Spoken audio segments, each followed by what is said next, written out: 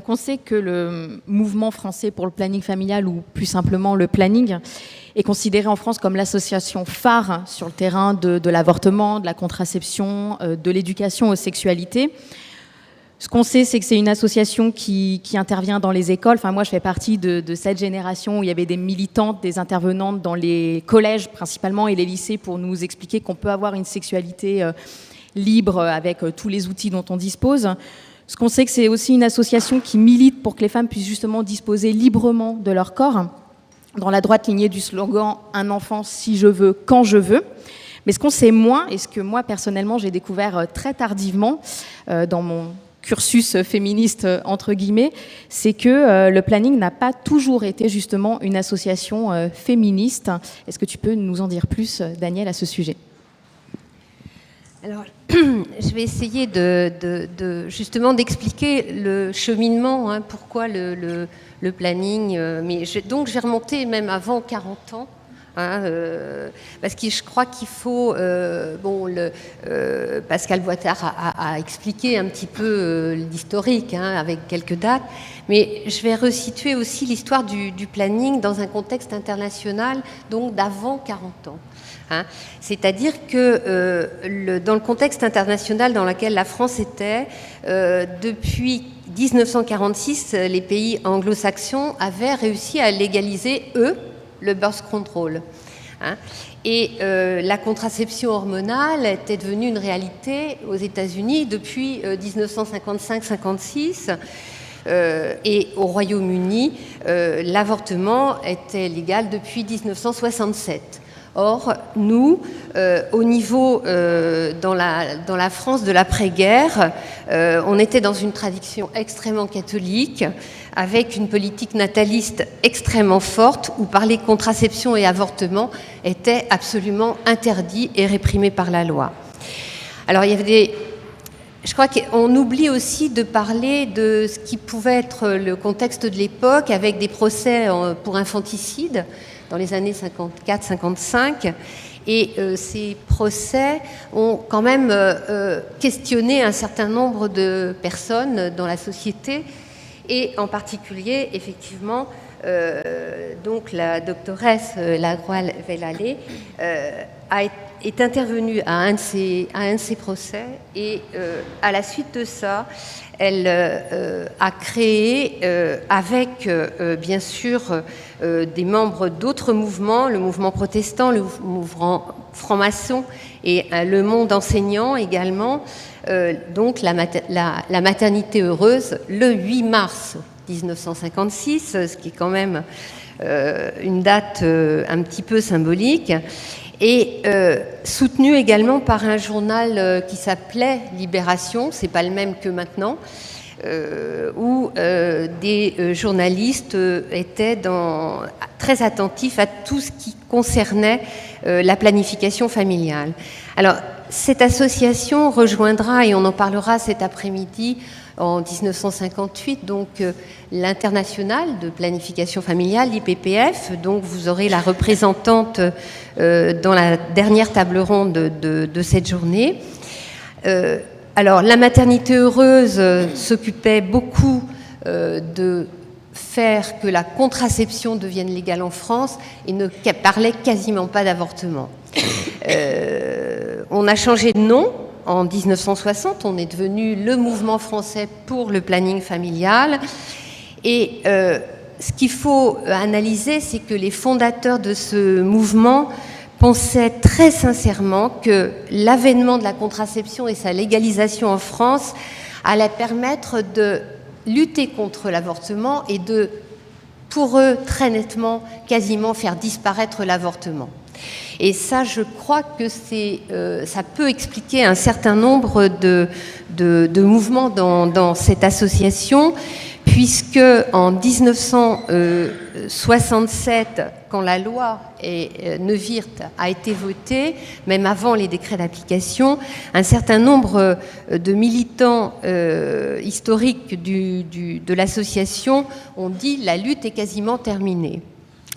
Alors, il y avait dans cette association une tendance très légaliste, comme je viens de vous l'expliquer, et une toute petite minorité qui avait décidé que les accueils qui est pour information, écoute et conseil à la contraception étaient tout à fait légitimes, même s'ils demeuraient illégaux. Et certaines dans la salle peuvent en témoigner. C'est vrai que les premières permanences d'accueil des femmes et des couples, la première c'était Grenoble, ensuite la rue des Colonnes à Paris, ont été créées en 1961, mais c'était une pratique absolument illégale et les personnes qui participaient pouvaient tout à fait être punies par la loi.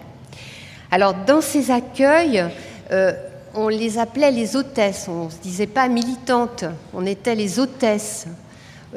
Alors, d'autres nous appelaient les petites dames du planning. Alors, bon, moi, j'en faisais pas partie. À ce moment-là, j'étais en cours d'études de médecine et je ne faisais pas partie des hôtesses. Je faisais partie des militantes qui sont intervenues à partir des années 71. Donc, dans ces accueils, les hôtesses ont vraiment joué un rôle fondamental parce qu'elles ont été confrontées aux paroles des femmes et des couples sur la sexualité, à l'ignorance du fonctionnement de leur corps, aux grossesses non prévues et non désirées, à l'avortement clandestin, et elles ont analysé à partir de là, alors que c'était pas fait avant en ce qui les concerne, elles ont analysé la place des femmes dans la société, leur oppression spécifique, justement, dans une société patriarcale, les inégalités sociales et économiques. Et avec mai 68, les militantes de terrain se sont politisées face à un collège, puisque l'association était organisée en collège, et il y avait le collège des médecins, et il y avait le collège effectivement des hôtesses. Le collège des médecins était un collège de médecins, pour la plupart hommes, bien entendu, à cette époque, même s'il y avait déjà quelques femmes. Et c'est eux qui avaient tous les pouvoirs de décision dans l'association, sur toutes les orientations stratégiques du mouvement. Et en mai 68, ce collège de médecins n'a absolument jamais pris la parole, contrairement aux hôtesses qui ont été sur le terrain à l'accueil des femmes. Et après la publication du manifeste pour l'avortement du planning en 71, les hôtesses remettent en cause cette direction médicale. Et ce n'est qu'en juin 73, avec donc effectivement l'action plus particulièrement de Simone, mais heureusement, elle n'était pas seule, autrement elle n'aurait pas pu, il y avait tout le mouvement des hôtesses derrière, que le planning rejoint les mouvements de libération des femmes, avec le départ de beaucoup de médecins et des réformistes qui ne voulaient pas qu'on parle d'avortement au planning familial.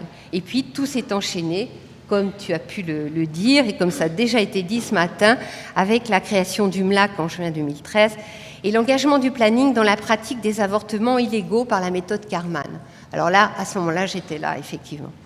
La participation à toutes les luttes pour l'avortement avec d'autres associations féministes jusqu'à ce jour, effectivement.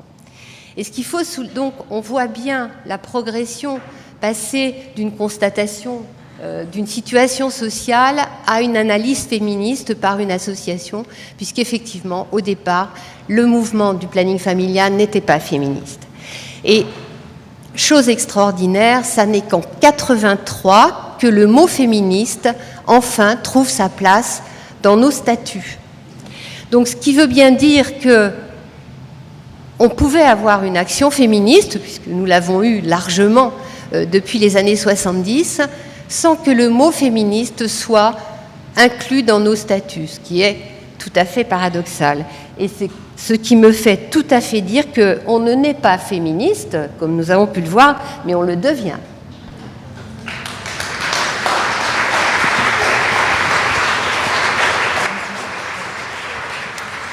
Donc 83, le planning inscrit le féminisme dans ses statuts, et moi je nais à la même occasion, puisque donc je suis née en 1983, donc année charnière dans l'histoire du planning.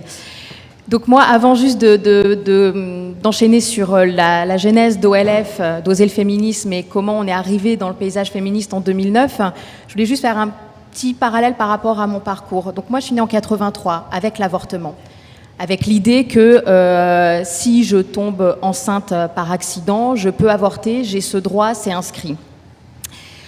Moi, mon parcours féministe, il a vraiment été marqué par ma mère, qui est, petit aparté familial, tombée enceinte de mon frère en 1968 à l'âge de 19 ans. Et qui m'a raconté, quand j'étais adolescente, le choc que ça a été pour elle d'être enceinte dans un tout petit village reculé de Haute-Savoie, avec les commérages qui allaient avec le fait qu'elle n'a pas réussi à passer en Suisse pour avorter de manière légale, ce qui était possible dans ce pays, et qu'elle avait trop peur pour aller se faire charcuter sur une table de cuisine par quelqu'un qui est autant spécialiste des avortements que moi du macramé, et que donc elle avait extrêmement peur, et donc elle a assumé cette grossesse jusqu'au bout, mais elle m'a vraiment transmis cette idée que la maîtrise de sa fécondité, c'est la clé de tout. Elle a dû arrêter ses études, et elle m'a toujours poussée à faire des études. Elle m'a toujours très tôt expliqué ce qu'est la contraception, et je pense que ça a vraiment façonné mon parcours de militante. Pour en revenir à Oser le féminisme, donc déjà je voulais juste dire que je suis un petit peu émue aujourd'hui, puisque dans la salle il y a les fondatrices, toutes, je les ai aperçues qui sont là, Caroline Dehaas, Magali Dehaas, Thalia Breton, Julie Muret, qui en 2009 étaient là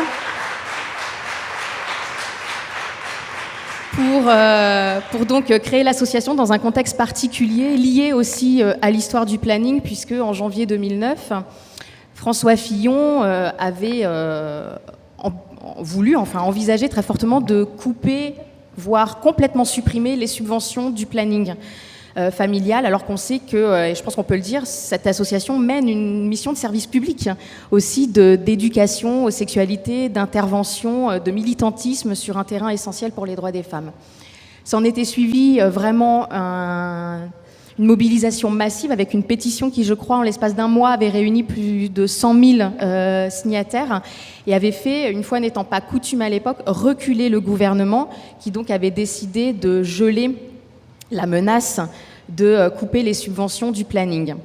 Et face à ça, il y a un groupe de militantes d'horizons divers, plutôt jeunes, autour de la vingtaine, entre 20 et 30 ans, qui se sont retrouvées avec une victoire et qui donc ont décidé de se constituer en association, en collectif, pour continuer de militer. Et ça part d'un constat très simple, c'est qu'on a aux alentours de la trentaine, comme je l'ai dit, et on connaît encore trop de femmes qui ne connaissent pas leurs droits, qui ne sont même pas conscientes des inégalités qui existent.